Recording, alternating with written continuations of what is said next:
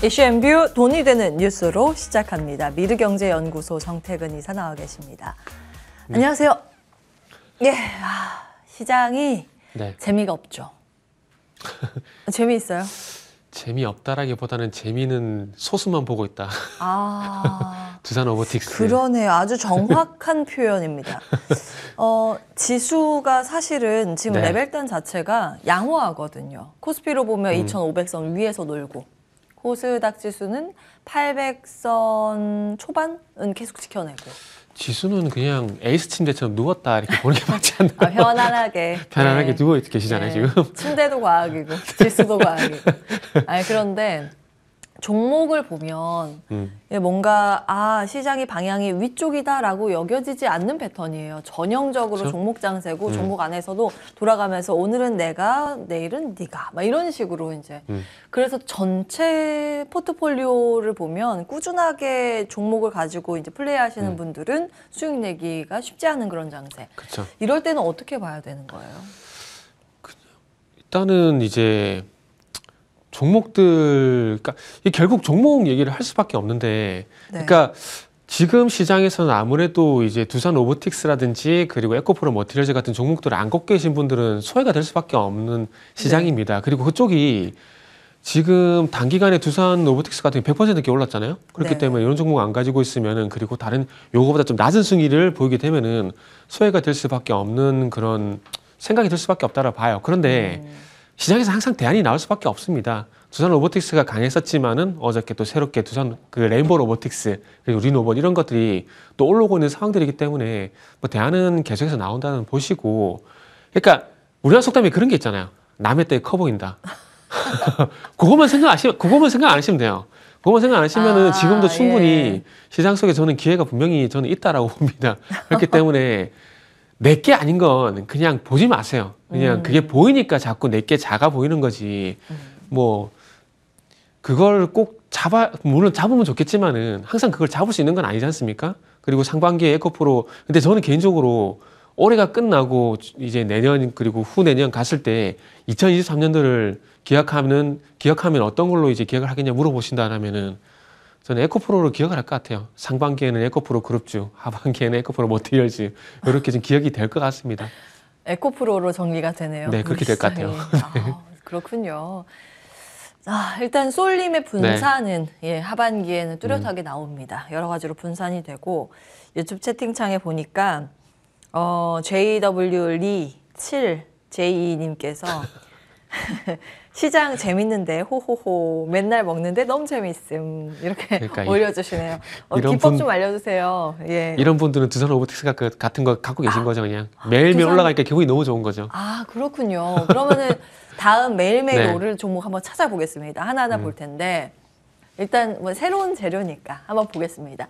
이게 얘기가 나온 건 한 1년 정도 됐죠. 그쵸? 조각투자업계 연이은 증권신고서 제출 드디어 신고서를 제출을 해서 다시 시장에서 부각받고 있습니다. 한 2거래일, 3거래일 시세가 나오고 있는 쪽이 관련 테마주인데 STO 시장 개화 기대감. STO가 뭔지부터 정리해 주세요. STO 같은 경우는 이제 우리가 소위 말하는 그 NFT 예를 들면 되는데 그러니까 쉽게 예를 들면은 우리가 게임을 한번 예를 들어볼게요. 게임을 보게 되면은 거기서 제가 게임은 안 해서 잘 모르겠는데 그 아이템 같은 것들 사고 팔잖아요. 사고 파는데 여기다가 이제 껍데기를 씌운 거예요. 껍데기는 뭐냐면은 이제 소위 말하는 사람을 예를 들게 되면 주민등록번호 이런 거를 씌우게 된 거죠. 그래서 이런 것들을 민간끼리 거래를 하지 말고 제도권 안으로 들어와서 이제 수수료를 내고 거래를 해라. STO는 그렇게 보시면 될 것 같아요. 요거 말고는 죄송한데 이렇게 더 쉽게 설명이 안 될 것 같아요. 그래서 STO는 어쨌든 제도권 안에서 어쨌든 게임 아이템을 거래를 하듯이 그런 것들 거래를 해라. 그래서 그런 상품 이름이 STO라고 보시면 될 것 같습니다. 이제 금융위원회에서 정의한 건 토큰 증권 발행 허용. 새로운 그릇을 그렇죠. 만들어 음식 특성에 잘 맞는 그릇을 선택할 수 있도록 허용하는 것. 이것도 좀 어렵죠. 이제 어찌 보면은 이런 거죠. 그 만약에 이제 우리 오렌지 앵커를 예를 들게 되면은 오렌지 앵커와 어떤 오렌지 앵커가 점심 식사를 할 수 있는 식사권. 식사권. 그거를 이제 사적으로 파시게 되면은 민간 거래가 되는 거고 네. 이걸 이제 머니투데이 안에서 하게 되면은 이게 STO가 되는 거죠. 그렇군요. 근데 제 식사권은 이제 안 팔릴 것 같아가지고 다른 거 보겠습니다. 네. 자, 토큰 증권의 장점 나와 있는데 폭넓은 네. 유동성, 낮은 거래 비용, 안전성과 활용 네네. 가능성. 제도권으로 들어오니까. 그렇죠. 그게 제일 크죠. 제일 마지막에. 이거죠, 이거 네네. 사실은. 다음 보겠습니다. 이제 앞으로 갈 것이다. 네. 그럴 것이다. 이런 건데 이건 잘 모르겠어요. 한번 봐야죠. 이게 거래가 활발하게 될 건지 말 네. 건지. 자, 일단 증권 시장에서는 이 STO 거래를 도와주는 쪽이 시세가 나오고 있죠. 예를 들면 증권사들. 네네. 뭐 NFT 사업을 했던 기업들 이렇게 이제 테마주로 네. 편성이 돼 있고요. 네. 이런 거는 이제 어떻게 분류를 해야 되는 건가요? 일단은 그러니까 이런 것도 중요하지만 이제 여기서 예. 투자 아이디어를 가져가게 된다라면은 일단 가장 중요한 건 이제 서울옵션 블루가 이제 증권 신고서 제출했잖아요. 예. 그렇기 때문에 이거는 그림 같은 그러니까 네. 예술 작품. 그렇죠. 그런데 이거를 이제 투자 아이디어 쪽에서 보게 되면은 어떻게 예. 돈을 벌 것인가를 보게 되면은 이거 관련주보다는 직접 투자하는 게 일단 돈이 일단 된다라고 봐야 되고 그리고 가장 중요한 건 이 예. 시장이 개화를 하게 되면서 과연 어느 쪽이 돈을 벌 것인가. 그게 결국 플랫폼이거든요. 그게 본다라면은 결국 이 증권사, 회사는 서울옥션? 아, 증권사? 네, 증권사 될 수밖에 예. 없을 것 같아요. 왜냐하면은 이제 말 그대로 거래를 할 수 있는 플랫폼. 예. 그러니까 예를 들면은 가상화폐가 지금은 조금 조용하지만은 네. 가상화폐 인기가 항상 열기가 돌 때 돈을 가장 많이 번 곳은 어디냐면은 가상화폐 거래소거든요. 아, 그렇죠. 그렇죠. 거기 같은 경우 영업이익이 50%가 넘어가요. 우리나라 네. 업비트, 업비트 이런 하고 것들 하고 이제 코인원, 코인원. 네, 이런 것들을 영업이익을 보게 되면 영업이익이 그렇죠. 50%가 넘어가거든요. 예. 근데 이분들이 결국 이렇게 돈 벌어가지고 강남에 부동산을 사시더라고요. 그래서 이건 뭐 여담이고요. 그래서 제가 이 말씀 왜 드리냐면은 결국 이 STO라는 어떤 새로운 상품이 발생이 되게 되면은 이거를 이제 이 상품을 이제 증권 신고서를 내야 되잖아요. 그리고 청약도 진행해야 되고 IPO를 해야 되잖아요. 그러면은 그 업무를 과연 누가 담당할 것인가가 이제 돈을 가져가는 주체가 될 건데 그게 어쨌든 제도권 안으로 들어오게 되면은 이 플랫폼이 가장 잘 갖춰져 있는 곳이 어디냐? 결국 증권사거든요. 아, 그렇기 예. 때문에 증권사 쪽이 일단 수혜가 된다라고 보고 그리고 증권사 같은 경우는 이제 2007년도에 펀드 그리고 2011년도에 자문형 랩 이후에 뚜렷한 캐시카우가 없어요. 그렇기 때문에 그렇군요. 이 예. STO가 만약에 활성화가 되게 된다라면은 증권사 입장에서는 이게 또 새로운 캐시카우가 될 가능성이 높기 때문에 일단은 주목을 해야 될 것 같고 그리고 예. 증권사 내에서도 대형 증권사보다는 소형 증권사. 소형 증권사 같은 경우는 현재 브로커리지 외에는 뚜렷한 어떤 수익 모델을 만들 수가 없는 상황인데 예. 제가 볼 때 상당히 좀 반가울 것 같아요. 아, 그렇죠. 뭔가 하나 없는 모델이 추가가 된 그렇죠. 거니까 새롭게 열리는 네네. 거니까 그런 네. 입장에서 증권사 특히 이제 중소형 중소형. 기업은 반길 만한 내용이죠. 그렇죠. 중소형 증권사 같은 경우는 항상 수익성 문제 이게 나오다 보니까 M&A 이게 나오잖아요. 예. 근데 만약에 이렇게 다양하게 다룰 수 있는 이런 네. 제품들, 상품들이 나오게 된다라면은 증권사 입장에서는 당연히 반가울 수밖에 없겠죠. 그리고 이제 STO가 이제 민간이 아니라 공공으로 가게 되잖아요. 예. 그러면 비제도권이 아닌 제도권 안에서만 거래가 가능하게 되는데 그러면 이 제도권 안에서 새로운 플랫폼을 만드는 것도 있겠지만은 예. 기존에 이미 있는 플랫폼에 런칭만 하면 된다라고 보거든요. 그렇게 본다면 증권사가 저는 가장 수혜라고 보고 그러다 보니까 이제 서울옥션도 마찬가지 신한은행하고 런칭을 예. 했거든 같이 이제 조인을 하거든요. 예. 그게 결국 제도권 안에 들어가서 이 서울옥션도 거기에 어떤 수혜를 보겠다는 전략인 거거든요. 예. 저는 네. 이런 생각을 했어요. 이 서울옥션은 대표적으로 그 미술품 옥션 하는 경매 회사고 NFT부터 시작해서 준비는 좀 꽤 오랫동안 해온 이제 업력이 있습니다. 그리고 뮤직하우나 열매 컴퍼니 네. 이런 쪽은 음원을 쪼개서 네. 이제 팔겠다라는 거고. 아 제가 이거 2020년도에 뮤직하우. 뮤직하우 여기서 이제 음원 거래를 하잖아요. 예. 근데 제가 2020년과 2011년도에 아는 사람들이 이 얘기를 들었어요. 이게 여기 투자를 해야 되냐 많이 들었는데 아, 그때 사실 크게 한 네. 번 붐 일고 나서 안 좋아졌죠. 그렇죠. 근데 지금 생각해보면 그때 그분한테 투자하시라 그럴 거네요. 왜요? 이거를 지금- 네, 뮤직하우가 열리는데 예. 이 플랫폼이 열리는데 여기 투자를 해야 되냐고 저한테 이거 물어보시더라고요. 예. 그래가지고 이게 팬덤의 영향이 이쪽으로 가게 된다면 모르겠지만 이쪽에 지금 그때 당시에 들어가 봤거든요. 근데 네. 그 당시에 들어가 봤을 때는 별로 그렇게 최신 노래는 없더라고요. 최신 음원은 크지는 없더라고요. 않았어요. 그러다 이제 보니까 광고는 대대적으로 예. 했었는데. 너무 지나간 노래들이 있는데 그걸 과연 들을까라고 생각했는데 오. 저를 생각해 보니까 지금 제가 유튜브 뮤직 여기 안에 예. 예전에 그 이제 고등학교 때, 예. 대학교 때 들었던 노래 지금 듣고 있거든요. 그죠. 토토즈를 예전에 그 예. 뭐지 모 MBC에서 예능 프로그램에서 토토즈를 했었잖아요. 토요일은 즐거워. 했었는데 그걸 보고 난 다음에 제가 어르신들이 왜 가요 무대를 보는지 이해가 되더라고요. 그래가지고 그거 생각하고 나니까 네. 뮤직하우가 그때 돈이 되는 플랫폼이 맞았었구나. 그렇군요. 이래서 공부를 더 많이 해야 되는구나. 새로운 걸 많이 봐야 되는구나. 라는 뭐 그런 생각이 그때 여담입니다. 네. 돈이 되는 쪽이었군요. 네. 저는 이제 개인적으로 사실 이제 미술 작품을 개인적으로는 좋아해요. 그래서 네. 저도 뭐 그림도 그리고 이런 입장이라 관심이 있거든요. 그러면 근데 그 이런 모니터링 방송도 이제 오니즈 앵커 상대로 이제 미술품이 아니라 이런 거 NFT 하시겠는데요? 좋습니다. 네. 뭐 기회가 되면. 근데 앤디 워홀 작품 같은, 그러니까 저도 이제 사고 싶은 작품들이 있을 거 아니에요. 근데 가격대가 워낙 비싸기 때문에 네네. 접근을 못했었던 작품이 네네. 많았는데 만약에 조각 투자를 한다 그러면 나눠서 투자를 한다 그러면 한 번쯤은 관심을 가질 수도 있겠다라는 생각을 네네네. 개인적으로는 했습니다. 네. 근데 이게 대중적으로 투자 열풍이 불지는 모르겠으나 네. 아무튼 그런 생각을 했어요. 근데 이게 또 관건이 그게 있어요. 이게 직접 투자가 될 거냐, 간접 투자가 될 거냐, 그것도 관건이라고 보거든요. 무슨 얘기냐면은 이 작품에 대해서 만약에 이 작품의 지분이 100%가 있는데 거기에 대해서 1%를 가져온다, 5%를 가져온다. 네. 이렇게 되면은 정말 괜찮은 투자라고 봐지는데 제가 지금 알고 있기로는 이런 것들이 직접 투자가 아니라 여기서 발생되는 수익을 가져올 수 있는 권리 이렇게 이게 나오고 있거든요. 뮤직하우 같은 경우에도 이 음원에 대한 권리가 아니라 음원에서 발생된 음원 수익이 있잖아요. 수익 배분이죠. 그 수익에 대한 권리인 거거든요. 그래서 이런 것들도 좀 정립이 거예요. 일단은 돼야 될 것 같아요. 그러다 보니까 직접 투자가 될 것이냐, 간접 투자가 될 것이냐. 이런 거는 부동산 리츠처럼. 조각 투자처럼 그쵸. 이걸 이제 조각을 내서 투자를 한 여러 사람들이 했을 거 아니에요? 그쵸. 그 투자분을 시간이 뭐 가면 이 작품 가격이 올라갔을 때 그 차익만큼 다시 이제 수익을 배분해주는 이런 구조인가요? 저도 아직 잘. 지금 제가 알기로는 그래요. 이게 직접적으로 이제 그러니까 지금 STO 나오는 것들이 이제 그 권리, 그러니까 지금 계속 문제가 되는 게 뭐냐면은 이 작품에 대한 권리를 직접적으로 줄 것이냐, 간접적이냐, 거기에 대한 부분이 제가 볼 때는 아직 정립이 안 된 걸로 알고 있거든요. 그럼 그거 문제네요, 그러면. 그래서 제가 뮤직하우 예를 든 거예요. 그 뮤직하우 같은 경우는 방금 앵커님께서 말씀하셨듯이 이 음원에 대한 실질 소유권을 가져오는 게 아니잖아요. 소유권을 가져오는 게 아니라 이 뮤직하우에서 발생되는 수익에 대한 수익 청구권. 수익 청구권. 그게 정확한 용어는 그거거든요.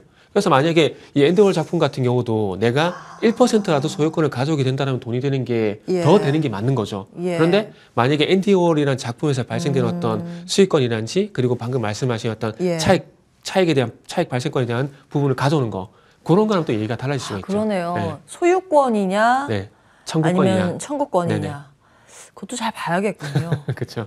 플랫폼 쪽에서 아마 정립을 할 것 같고 이제 제도권으로 안으로 들어가기 때문에 그런 것까지 정립을 해서 아마 할 텐데 그걸 준비하는 시간 충분했을 텐데. 그래서 만약에 소유권을 가지게 된다라면은 저는 이 관련주를 보는 것보다는 직접 투자하는 게 저는 더 낫다라고 봐요. 소유권이라면. 그렇죠. 투자하신 이제 저희 시청자분들께서는 투자하시는 분들이기 때문에 팁입니다. 이제 소유권이라 그러면은 직접 투자가 낫다. 그리고 청구권이라고 한다면 STO 관련 테마주를 보는 게 맞다. 이렇게 보시는 뭐 건가요? 그것도 간접 수익인데 관련주보다는 그래도 직접 투자하는 게 낫다라고 봐요. 왜냐하면은 리츠처럼 배당 수익이 꾸준히 발생될 수 있는 것들이니까요. 그렇군요. 왜냐하면은 이게 가상화폐 관련주로 해가지고 뭐 우리 기술단에서 이게 종목들 있잖아요. 근데 비트코인 시장이 뭐 가상화폐 시장이 또 활성화되게 되면 또 부각이 되겠지만은 이게 주가가 추세적으로 우상향이 된다는 모르겠지만 이게 호재라는 측면에서 이슈라는 측면에서 선반영이 되다 보니까 처음 비트코인 얘기가 나왔을 때에 비해서는 계속 그 주가의 높이가 계속 낮아지고 있거든요. 그래서 그런 관점에서 보게 된다라면은 제가 봤을 때는 관련주 투자는 앞으로 매력은 떨어지게 되고 그러다 보니까 직두를 하는 게 나은데 그 직두를 했을 때 내가 수익을 좀 더 많이 가져가려면은 소유권이 되는 게 맞고 그게 아니라 만약에 청구권이 되게 된다라면은 배당과 같은 그런 수익이 될 수밖에 없겠죠. 그렇군요. 잘 보시고 이제 투자의 팁을 좀 얻었고 일단 지금 움직이는 주식시장에서 움직이는 거는 증권 테마, 서울옥션 이런 그 플랫폼을 가지고 있는 기업들 중심입니다. 그러면 투자의 관점에서 이들 종목은 어떻게 대응을 해야 되는 건가요? 관련주요? 지금 STO 관련주. 저는 관련주 안 할 것 같아요. 안 하고 나중에 뭐 소형 증권사 만약에 저 에스테 시장이 활성화돼 가지고 그때 가서 이제 좀 전에 말씀드렸듯이 증권사가 2007년도에 펀드, 2011년도에 자문응랩 전화면 잔고가 올라가게 되면서 수익성이 좋아진다 이게 나오게 되면은 전 증권주는 투자해 볼 것 같아요. 증권주 어떤 게 탑픽이에요? 글쎄요. 지금 그거까지는 생각을 못했어요. 죄송합니다. 거기까지 생각 못했어요. 제가 집주만 생각하다 보니까. 지금 이거 관련해서 지금 주식 상장 기업으로 투자할 생각은 별로 없으시네요. 네, 없어요. 알겠습니다. 지금 유튜브 채팅창에 왠지 SES 유진 좋아했을 것 같다. 천궁 이지스님이 남겨주셨습니다. 땡. 누구예요? 어떤 땡. 가수의 팬이죠? 저는 핑클이었어요. 핑클. 네. 핑클 송유리요. 그렇죠. 두 양대 산맥이었죠. 네. 핑클과 SES. 그렇죠. 예, TMI였고요. 자, 다음 보겠습니다. 그러니까 STO에 대해서 이야기를 좀 먼저 나눠봤고 주식시장에서 지금 움직이는 게 AI 키워드가 계속 올해 내내 화두입니다. AI를 접목할 수 있는 게 워낙 다양한데 그죠? 그중에 하나 이제 의료 AI주. 네. 유럽, 중동, 아프리카 시장 진출 이슈입니다. 루닉 같은 경우에는 무상증자 어제 장 마치고 공시했었는데 12월 1일에 신주 상장을 하니까 이 거래일 전부터 권리 매도 가능하잖아요. 그래서 장 초반에 떨어졌다가 다 올라옵니다. 한화오션처럼 될 것 같아요. 네? 뚝 떨어 한화오션처럼 한화오션. 뚝 떨어졌다가. 한화오션. 네. 오늘 아침에 사실 이제 당잠사 정리했었던 내용인데 매수의 기회일까라는 이제 꼭지로 정리를 했었거든요. 그러면 그게 매수의 기회인가요? 지금도 여전히 매수의 기회인지? 저는 이렇게 말씀드릴게요. 의료 AI주에 관심을 가지는 건 맞지만 당분간 루닛은 안 봤으면 좋겠어요. 왜요? 저는 개인적으로 무상증자하는 기업들을 별로 좋아하진 않아요. 그러니까 무상증자 하고 난 다음에 주가 흐름을 보게 되면은 대부분 당분간 안 좋았던 경험들이 상대적으로 많거든요. 그 예를 들게 되면은 최근에 이제 필에너지인가요? 필옵틱스인가라는 종목인데 그게 무상증자 했잖아요. 하고 나서 주가 쭉 이렇게 흘러내리는 모습이 나오고 있는데, 그러니까 무상증자 영향이 이제 최소한 3개월 이상 지속이 되거든요. 그러다 보니까 우리 같은 경우는 이제 의료 예약적인 모멘텀이 있음에도 불구하고 이제 무상증자 이슈에 주가 좀 발목이 잡힐 가능성이 높기 때문에 그쪽보다는 이제 딥노이드라든지 그리고 제가 아침 개장을 통해서 말씀드린 뷰노라든지 이쪽으로 차라리 보시는 게 좋지 않을까 생각이 들어요. 의료 AI주를 이제 좋게 보는 이유는 상반기에 누가 보다도 엔비디아 때문에 이제 AI 테마로 인해서 올라간 부분이 분명히 있습니다. 그런데 이게 테마로 끝이 나는 게 아니라 결국에 숫자로 연결이 되느냐가 중요한 거거든요. 근데 이제 뭐 JLK라든지 딥노이드 같은 종목들이 어쨌든 내년에 흑자 전환된다는 얘기들이 나오고 있는데 국내라든지 해외 쪽에서 성과가 나오고 있는 부분들이 있거든요. 국내 쪽 같은 경우는 아시겠지만은 혁신 의료기기에 적용이 되게 되면서 비급여로 선정이 됐다는 부분들이 국내에서 매출이 발생될 수 있고, 뷰노 같은 경우는 이제 국내 이제 8월달까지 40곳 정도 병원에 도입을 시켰는데 연말까지 한 60곳 정도.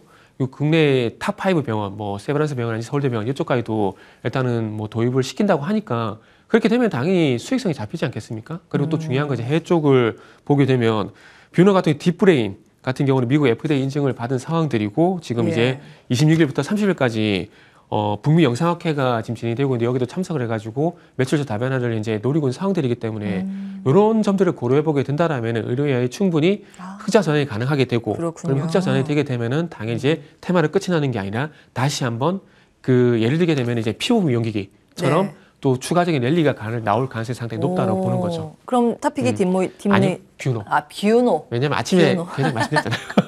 뷰노로. 네, 뷰노 추천드렸잖아요. 뭐 다른 걸로 바꿀 수도 있죠. 뭐. 아니, 아직까지는 뷰노. 아직도 뷰노. 네, 아직은 뷰노. 의료 AI 간다 또 간다에 이제 의견을 주시고 계십니다. 탑픽으로 뷰노. 시간상 여기에서 마무리? 다음 볼게요. 하나 더 해도 된대요. 에코프로 머티리얼즈와 두산 로보틱스 또 질주. 여기는 기관이 사랑을 하는 종목이고 여기는 개인의 사랑을 한 몸에 받고 있는 종목입니다. 어떻게 보세요? 저는 개인적으로 이제 요 종목은 다른 곳에서 추천해가지고 지금 수익이 1등이거든요. 어디? 다른 모 프로그램이. 아 그래요? M이요. 거기도 M이네. 왜 다른 데서 추천하셨어요? 아니 이게 타이밍이 안 맞았어요. 솔직히 말씀드리면 핑계를 대자면 타이밍이 안 맞았어요. 이게 왜냐하면은 기억나시겠지만 수급 특징주 있죠. 거기서 말을 했어요. 이걸 추천줄 할까 수급 특징 하다가 수급 특징주 이걸 얘기를 드린 거예요. 지금 후회하고 있어요. 후회하고 있어요. 개장 중개 하기 전에 그거 말씀하시는 거죠? 기억이 나네요. 그래도 일찍 말씀 주셨어요. 그러니까 이게 지금 아까워요. 차라리 그냥 이걸 할 거 생각했는데 저는 두산 로보틱 근데 결론은 두산 로보틱스 이제부터는 안 봅니다. 왜요? 이제 오를 만큼 저는 올랐다고 봐요. 아, 오를 만큼 예, 올랐다. 왜냐하면 이게 요 종목이 10월 30일 날 중국에서 서비스 로봇 시장이 확장이 된다는 그 뉴스가 나오고 난 다음에 30일 날 상승으로 전환되고 난 다음에 지금 오늘까지 현재 오르고 있는 상황이거든요. 그런데 저는 개인적으로 고점 신호를 볼 때 뭐 많은 것들이 있겠지만은 고점에서도 이제 일정 부분 오른 상황들 속에서 변동성이 커지고 거기에 갭이 발생되게 되면은 요건 저는 고점 신호를 보고 있거든요. 그래서 딱 지금 두산 로보틱스가 지금 뭐 9만에 딱 찍는다. 이거는 솔직히 못합니다. 못하는데 그런 신호가 나오게 되면은 일단은 저는 팔고 보거든요. 그리고 예. 더 간 거는 안 봅니다. 지금 9만 700원인데 그래서 이 정도면은 충분히 이제 뭐 충분하다는 게 맞을 표현이 맞을지 모르겠지만 어쨌든 이 정도면 많이 올랐다 봅니다. 그렇기 때문에 이쪽을 보시는 게 그래서 두산 로보틱스는 추격 매수 좀 자제하자는 말씀드리고 싶고 예. 이제 또 나타났잖아요. 삼성에서 미래 전략 기획단인가요? 네. 기억이 안 나요. 기획. 미래 전략 기획실인가 하여튼 그걸 만들었잖아요. 그러면서 빤하잖아요. 거기 AI 로봇 할 거잖아요. 레인보우 로보틱스 오른 게 저는 그 이유라고 봐요. 그렇기 때문에 두산 로보틱스에서 레인보우 로보틱스로 좀 옮겨가고 지금 유진 로봇도 마찬가지거든요. 그쪽 흐름이 괜찮아요. 그렇기 때문에 이쪽을 이제 두산 로보틱스는 추격 매수 좀 자제하다는 말씀드리고 싶고 보유자의 영역. 그럼 네. 로봇 탑픽은 뭐예요? 로봇이 바뀌었어요. 레인보우 로보틱스. 레인보우로. 자, 요거는. 근데 이거는 2차 전지로 보기엔 좀 어려운 것 요거는 솔직히 같고. 쏠림 현상이죠. 시장 상황 신규 때문에. 성장주로 보는 게 맞을 것 같아요, 사실은. 그렇죠. 그럼 에코프로 머티리얼즈 가지고 계신 분들 어떻게 해야 될까요? 요거는 또 이제 좀 폭탄 돌리라 보거든요. 제가 상장 때부터 이게 질문을 계속 받아가지고 말씀드리고 있는데 솔직히 고백을 하면 자꾸 틀리고 있어요. 제가 에코프로 머티리얼즈를 이게 두산 로봇이 상장하는 날과 비슷할 거라고 말씀드렸거든요. 그날 올라갔어요. 그 다음날 또 뭐라 그랬냐면은 더 못 간다 그랬는데 그 다음날 상한가였거든요. 그래서 에코프로 머티리얼즈는 정말 죄송한데 또 틀리더라도 제가 말씀드리면 그럼에도 불구하고 저는 에코프로 머티리얼즈는 이제부터는 폭탄 돌리기 때문에 폭탄 돌리기. 추격 매수는 안 하겠다. 안 하는 게 좋을 것 같다. 이렇게 말씀드릴게요.